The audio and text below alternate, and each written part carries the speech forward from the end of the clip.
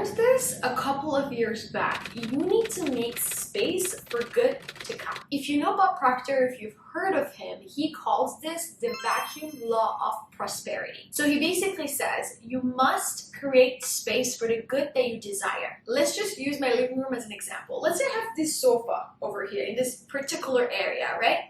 I cannot possibly fit anything else or a better sofa right here until I get rid of the sofa that I currently have. Or let's use another example. Let's say you have all these clothes in your closet that you don't wear or want anymore. Until you don't make space, until you don't get rid of those clothes, you cannot possibly fit in any other clothes in there. So essentially the same goes for your friendships and the relationships that you desire. Hey you, if it's your first time here, my name is Dee, welcome to my channel, and don't forget to subscribe if you like videos around self-improvement, relationship, and a little bit of lifestyle. Some of us are holding on to relationships and friendships that don't make us feel good or at least better, or they make us doubt ourselves all the time, and they just feel pointless. And then we wonder, why don't we have the friendships or the relationships that we really want? Let me just point out to you what I was explaining a minute ago. You must create space. Now, some of you might be wondering, how do I know if the friendship that I have is not good for me anymore or is not worth keeping anymore? Well, that's exactly what I'm going to be talking about today. And I will give you 3 main signs that you can pay attention to when it comes to friends that you have currently in your life. And then you can choose if you'd rather keep them and suffer or let them go and allow for better to come. Sign number 1. If they're not your biggest fan of all. Like, I'm sorry, but if you're my friend and then you come to me with this idea that may even seem small to you, but you want to pursue it and go after it, I'm going to be your biggest supporter. I'm going to be your number 1 fan. Let's say, for example, you want to create a YouTube channel, right? I would even help you come up with ideas. I would help you record those videos if you need me to. I will be the first person to watch that video because I'm going to have my notification on.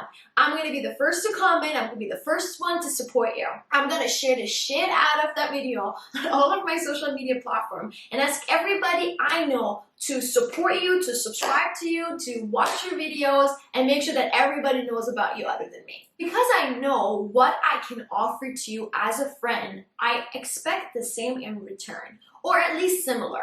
Now, please don't come at me and say, oh, you shouldn't really expect anything from anyone in return, and da-da-da-da-da. We both know that's BS, because you may pretend like, oh, I don't expect anything from anyone, but we both know deep down that hurts you. It hurts you because you know how much love and support you're willing to give to those people around you, to your friends, but they can't even do the same for you. That hurts. Now, don't get me wrong. I'm not saying that your friends should support you the exact same way like you do. No. But what I'm trying to say is at least they need to show it to you. They need to show you that they care even a little bit through their action and not their words only. That's important. Let's say you can't really watch my videos and comment and do all those things that I said as a support. That's okay. But even if you give me a call sometimes here and there and be like, hey, I'm wondering, how's your journey going? You know, if you show me that you care even a little bit, is something that I'm working so hard for as a future plan for myself.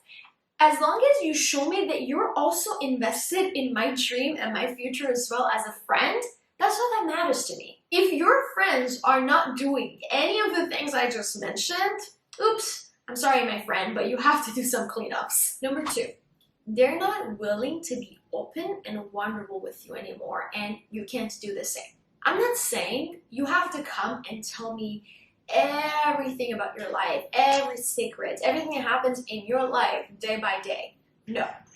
But if you have something going on for you that you can't seem to figure out, that you're sad about, you're losing hope about, and you're afraid to share that with me because you don't want to be seen weak, or you're afraid that I would judge you, then what are friends for? Like, if a friendship is not a safe space for us to be ourselves completely and be certain that it's a non-judgmental space, then what is the use of that friendship anyway? When we're friends, you get to tell me anything you want, and you should know that stays between you and me. Also, if I'm the type of friend that you would share something with me and I would judge you, then what type of a friend am I?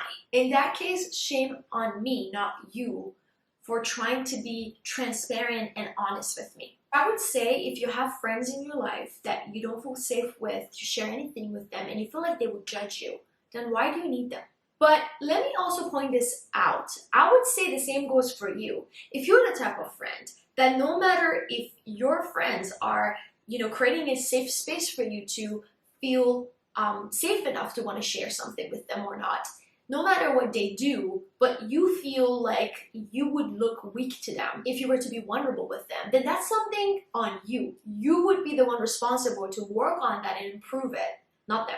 Because remember, friendships are meant to help you grow, to teach you things about yourself that you would want to improve and level up while feeling supported and loved and cared for throughout this whole journey with them. And the last one, number 3, they don't keep their words.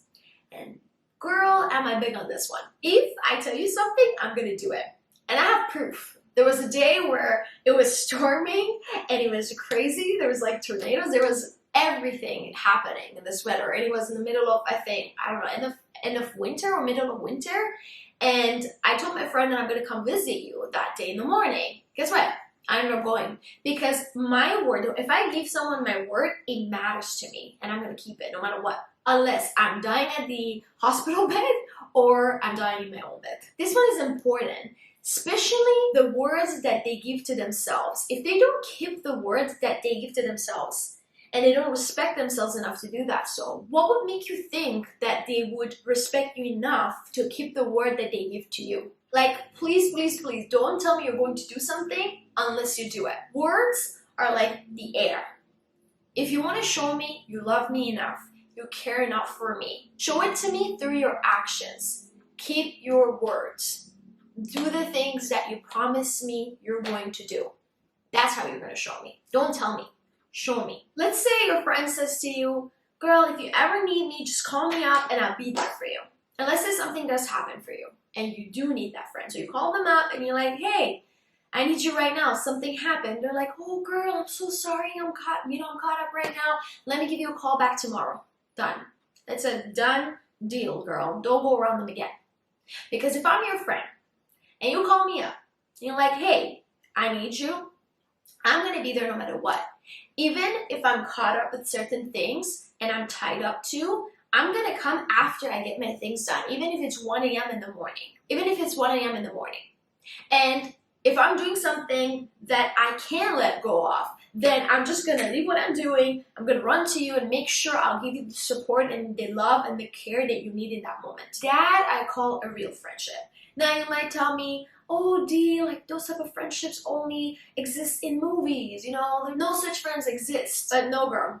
I'm like that for my friend, for my best friend, and my best friend is like that for me. We are the example of such friendships existing. So you thinking that you should just settle down with this type of friends that you have in your life because there's no better one out there is wrong.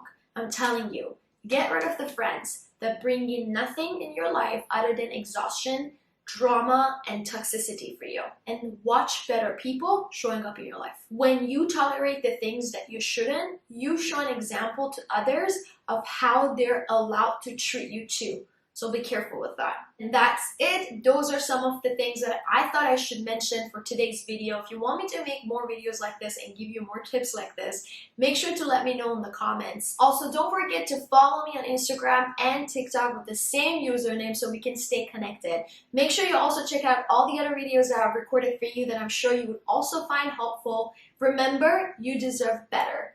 Love you lots. Until later. Bye. Don't tell me I'm the only one that you love. Life could be a dream, sweetheart.